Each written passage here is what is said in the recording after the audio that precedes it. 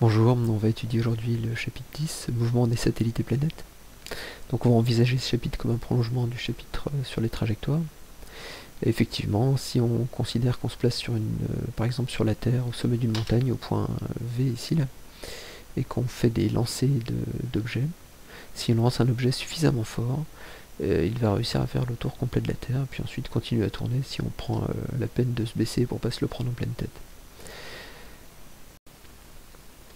Donc quand on étudie le mouvement des satellites et planètes, comme dans le mouvement des projectiles à la surface de la Terre, on va déterminer les forces qui sont appliquées au solide, et puis en appliquant la seconde loi de Newton, on va trouver de cette manière l'accélération.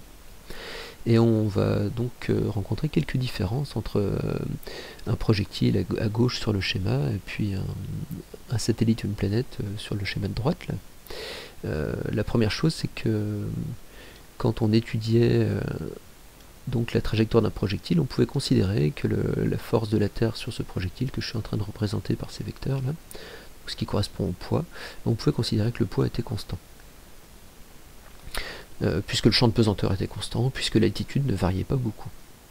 Si on étudie maintenant la trajectoire d'un satellite, eh bien comme on va s'éloigner beaucoup de la Terre, eh bien, il va falloir considérer que la valeur de la force de pesanteur, de la force d'attraction gravitationnelle de la Terre sur le satellite varie.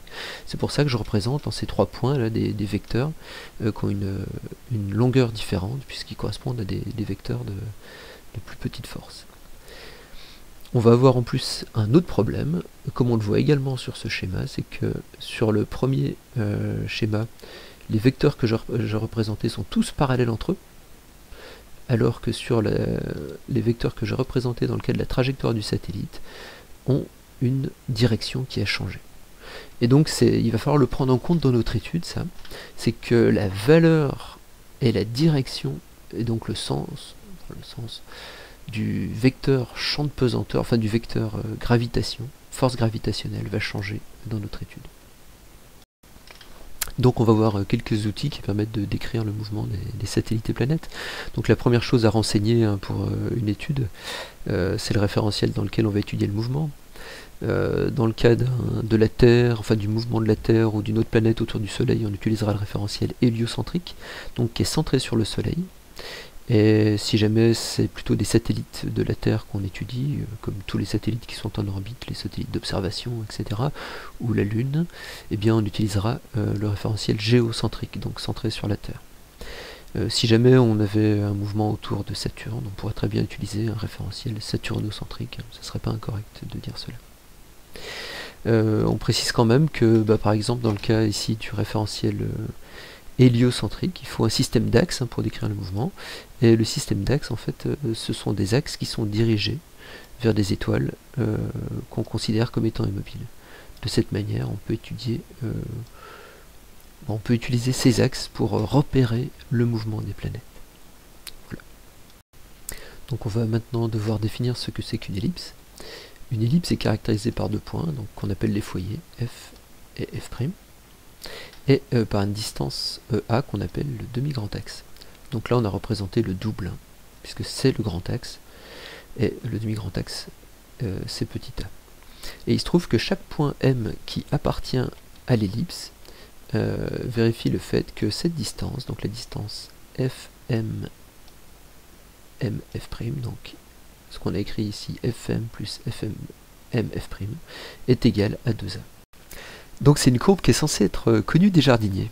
Parce que si vous placez au point F et F' deux piquets reliés par une ficelle, et un dernier piquet derrière la ficelle tendue au point M, vous allez pouvoir faire coulisser cette ficelle en différents points de l'ellipse, et de cette manière parcourir l'ellipse, et vous aurez ainsi obtenu une jolie courbe dans votre jardin.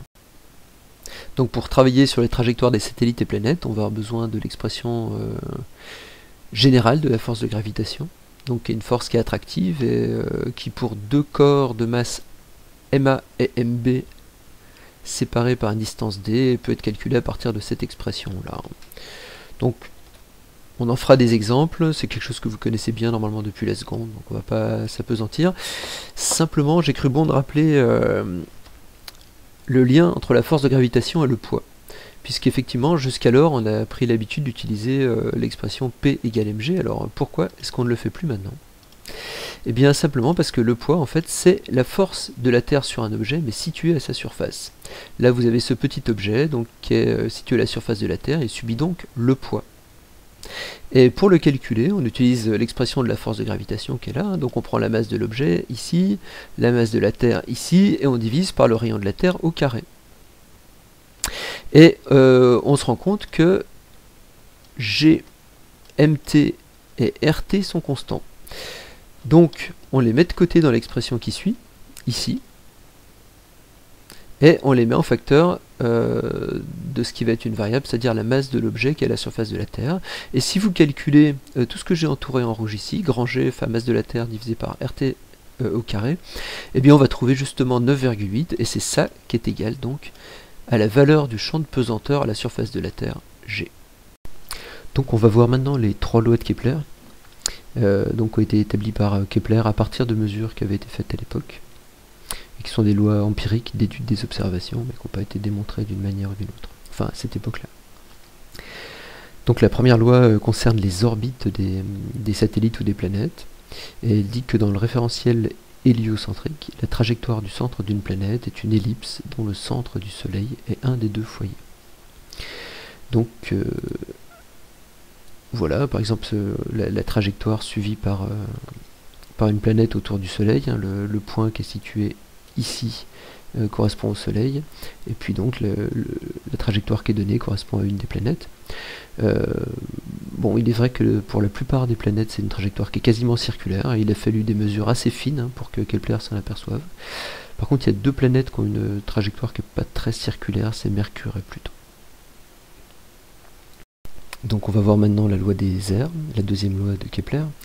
Donc cette loi dit que le rayon vecteur qui relie le centre S du Soleil au centre P de la planète balaie des aires égales pendant des durées égales. Alors qu'est-ce que ça veut dire ça? Ça veut dire que si je trace un rayon vecteur là qui relie donc le Soleil à la trajectoire de la planète, on va supposer qu'il passe de là à là pendant un temps t, et qu'il a donc balayé toute cette aire là que j'ai assurée. Et bien si je prends un autre rayon vecteur à un autre moment, pendant le même temps que l'aire précédente, il va balayer une aire égale, donc cette nouvelle aire ici que j'ai assurée. C'est-à-dire que les deux aires, enfin l'aire des deux semi-triangles qui sont ici et qui sont là, doivent être égales. Donc on verra quand on fera l'activité hein, que la loi des airs nous permettra d'avoir une information sur la vitesse connaissant le rayon vecteur. Et on voit maintenant la troisième loi de Kepler, ce qu'on appelle la loi des périodes. Et cette loi établit un rapport entre la période de révolution de la planète, c'est-à-dire que le temps qu'elle met à faire un tour complet autour du Soleil, et la valeur du demi-grand axe de l'ellipse A. Et donc cette loi dit que t carré sur a cube égale constante pour toutes les planètes du système solaire.